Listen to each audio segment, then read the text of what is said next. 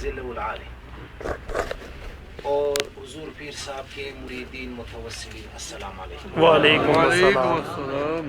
میں بھی یہ ابھی دریا بیٹھے سوچ رہا تھا کہ باتیں بہت ہو چکی ہے، خطابات بہت ہو چکے ہیں، تقویٰ کو،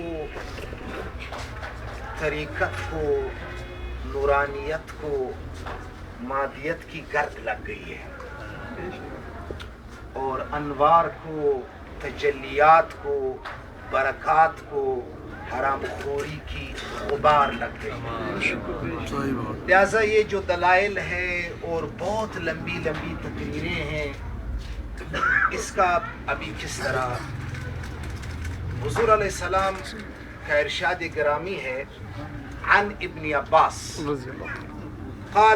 قال رسول اللہ صلی اللہ علیہ وسلم آتانی اللیل تبارک و تعالی احسبه في منام في احسن الصورة فوضع يد بين كتف فوجدت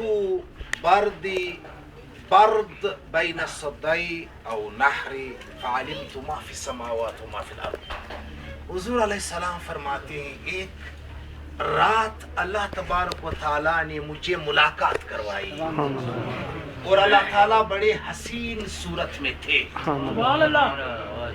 اور اللہ تبارک و تعالیٰ نے میرے کندھوں پہ ہاتھ رکھا اور دست خداون کی برکت سے میں نے سینے میں ٹھنڈک محسوس کی اور اس ٹھنڈک کی برکت سے میں نے زمین و آسمان میں جو کچھ ہے وہ جان لیا۔ کیا بات، سبحان اللہ۔ یہ میں نے بالکل سیم ٹو سیم ایگزیکٹلی حدیث شریف کا ترجمہ سنایا، سبحان اللہ، ماشاءاللہ۔ حدیث شریف اور الفاظ بھی سنایا، اس پہ اضافہ نہیں کیا۔ تو وہ فرماتے ہیں کہ یہ جو ٹھنڈک ہے تو اس ٹھنڈک کی برکت سے اور دست یزدان اور دست خداوند اور دست الہی اور دست ربانی اور دست رحمانی اور دست زبانی کی برکت سے میں نے دل میں ایک ٹھنڈک محسوس۔ تو اس وجہ سے یہ جو تقویٰ ہے، طہارت ہے، ابھی تو دیکھو دین کی اصلاحات بل رہے۔ عبداللہ بن عمر رضی اللہ فرماتے ہیں آخر زمانے میں ایک ایسی قوم آئے گی جو قرآن کی وہ آیاتیں جو بتوں کے بارے میں آئی ہے وہ آیاتیں یہ لوگ اولیاء پہ فٹ کریں۔ وہ دور آپ دیکھ رہے ہیں، اب کیا ہے وہ مسجد و محراب و منبر جہاں پر کبھی حضور علیہ السلام کی محبت کی خوشبو بٹ رہی تھی، وہی حضور علیہ السلام کی گستاخی کے مورچے بنے ہوئے ہیں۔ اب سوال یہاں بڑا کنفیوز شدہ ہے، بڑی زبردست۔ مجھے پچھلے دن ایک شخص نے کہا تھا کہ عالم دین نے خطاب کیا کہ حضور پیر صاحب نے فرمایا کہ اس دربار کی فضیلت مسجد سے بھی زیادہ ہے۔ بڑا کنفیوز ہوں، تو میں نے کہا میں بھی حیران ہوں، میں سوچتا ہوں۔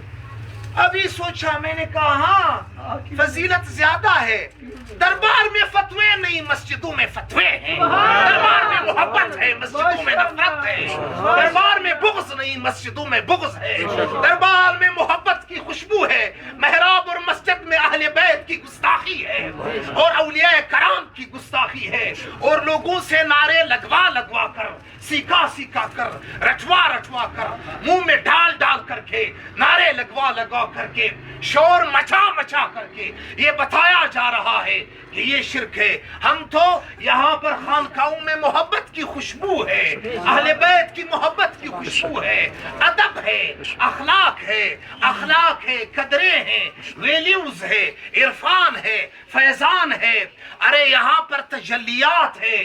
تو اس وجہ سے میں نے پھر سوچا کہ دربار کی فضیلت جو بابا نے فرمایا ہے بات بڑی گہری ہے، سطحی بات نہیں ہے۔ عام آدمی کو تو غصہ آ جائے گا، مگر ٹھہر جانا قرآن مجید نے خود فرمایا مسجدوں کی دو قسمیں، لمسجد اسس بنیانہ علی التقوی، ایک وہ مسجد ہے جن کی بنیاد تقوی پر ہے، ایک وہ مسجد ہے جن کی بنیاد اولیاء کرام کی دشمنی کو ابارنا ہے۔ تو حضور علیہ السلام نے فرمایا اس مسجد سے دور رہو، اس مسجد کو نہ چھوڑو۔ اس وجہ سے عرض یہ ہے میرے محترم سامعین، اب یہ جو ہے نا یہ بات یاد رکھنا، یہ طریقت مشکل کام بھی ہے، طریقت مشکل مسئلہ ہے اس حوالے سے کہ یہاں پر آپ نے توجہات کو یکسو کرنا ہے اور یہاں پر آپ نے ادب کے دائرے سے ہو کے آنا ہے۔ یاد رکھنا میں نے پچھلے دن ایک آیت شریف پڑھی تھی، پھر یاد دلاتا ہوں تاکہ وہ فارمولا ازبر ہوتا رہے۔ وہ یہ تھا، اس آیت شریف کو بار بار پڑھتے ہیں کہ میں نے عرض کی کہ لا ترفعوا اصواتکم، جو حضور علیہ السلام کے سامنے آواز نہ اٹھانا زور سے، تو یہ خطاب کن کو ہے؟ ابو بکر رضی اللہ، عمر رضی اللہ اور عثمان رضی اللہ، علی رضی اللہ، سارے صحابہ اس جگہ موجود تھے۔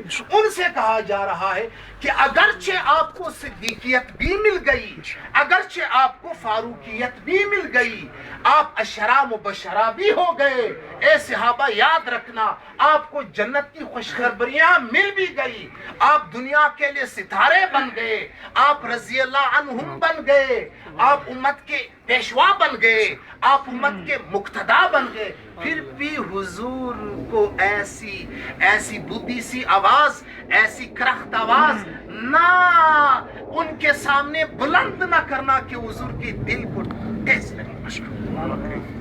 پتہ کیا چلا کہ یہاں پر عبادت کی بات نہیں ہے۔ اب سوال پھر پیدا ہوتا ہے کہ کس وجہ سے؟ فرض نماز سے انکار نہیں، عبادت سے انکار نہیں، تو پتہ یہ چلا کہ یہ دین ادب کے دائروں میں ہے، اخلاق کے حجابات میں ہے، انوار کے دائروں میں ہے، توجہات کے سرکلز میں، پھر جا کے ایک تجلی ملتی ہے، اسی کو ایمان کہتے ہیں۔ لوگ وہ کہتے ہیں الجہاد، جہاد کا کیا مطلب؟ جہاد کا مطلب ہے نفس جہاد۔ ہم نے ایک دن کہا تھا غلط ہے یہ بات۔ کیوں؟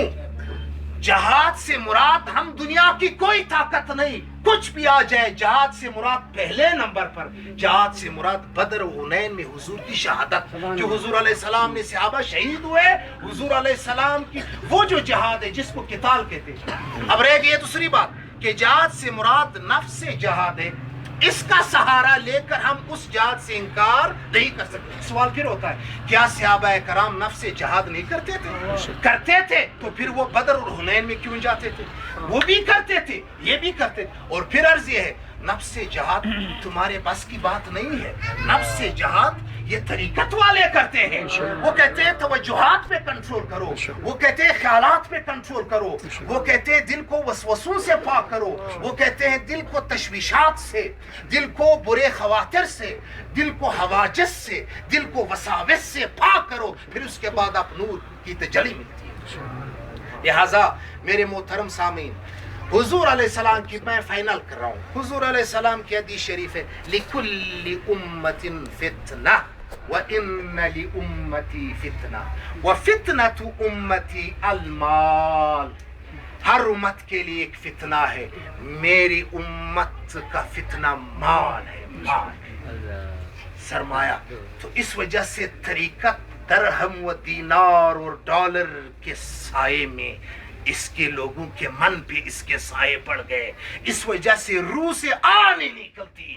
وہ جو نیم شبی کا شوق ہے، جاؤ سارے مساجد میں دیکھو، کسی بھی ممبر سے یہ درس نہیں ملے گا کہ لوگوں تہجد کی یہ فضیلت ہے، لوگوں نہ کھانے کی یہ فضیلت، کم کھانے کی یہ فضیلت، لوگوں رونے کی یہ فضیلت۔ وجہ کیا ہے؟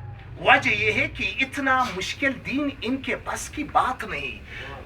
اب لوگ ڈھونڈ رہے ہیں، وہ کہتے ہیں یار وہ تو ہم سے بھی زیادہ کہتے تھے فلاں ایسے۔ میں نے کہا آؤ گیلانی دربار میں آؤ، حضور کے صاحب کو دیکھو، چہرے کو دیکھو۔ وہ کہتے ہیں صحابہ کرام بڑے زرد تھے۔ میں نے کہا آؤ ہمارے مرشد کو دیکھو، سبحان اللہ، کمزور تھے، ذکر کم بولتے تھے، آؤ دیکھو کم گفتن ہے، کم کھاتے تھے، آؤ دیکھو کم خوردہ برتن ہے, کم نشستن ہے. وہ کہکہا نہیں لگاتے تھے, آؤ کسی نے مرشد کا کبھی کہکہا سنا ہے؟ قسم کھاؤ کسی نے ہمارے مرشد کا کہکہا سنا ہے؟ بتاؤ.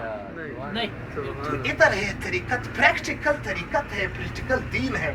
مگر لوگوں کو دین صرف نہیں چاہیے, شوشا بھی چاہیے, شور شرابہ بھی چاہیے. تو میرے محترم سامعین, مختصراً خواتین و حضرات, میں خواتین کے لیے بھی ایک حدیث شریف پیش کر رہا ہوں. حضور علیہ السلام کی میں حدیث شریف پڑھ رہا تھا. حضور علیہ السلام نے فرمایا, اے خواتین, میں آپ کی اکثریت کو جہنم میں دیکھ رہا ہوں, خبردار. خواتین رو پڑی کہ یا رسول اللہ ہم نے کیا کیا ہے, طریقہ بتاؤ. آپ نے فرمایا تم کثرت سے صدقہ کرو اور کثرت سے استغفار پڑھو. سبحان اللہ. فرمایا یا رسول اللہ صلی اللہ علیہ وسلم وجہ کیا ہے؟ آپ صلی اللہ علیہ وسلم نے فرمایا کہ تم لوگ کثرت سے ملامت کرتی ہو, لعن طعن کرتی ہو, غیبت کرتی ہو, تم اپنے شوہروں کی نافرمانیاں کرتی ہو. تو حضور علیہ السلام نے فرمایا خیال رکھنا.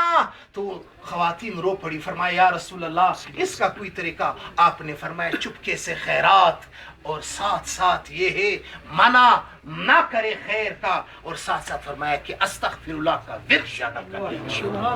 جس وجہ سے آئے اس خوشبو کو پھیلاتے ہیں, حضور علیہ السلام کی محبت کی اور اللہ کی سب سے پہلے اس خوشبو کو اپنے من میں اتارتے ہیں. اللہ تبارک و تعالیٰ سب کو عمل کی.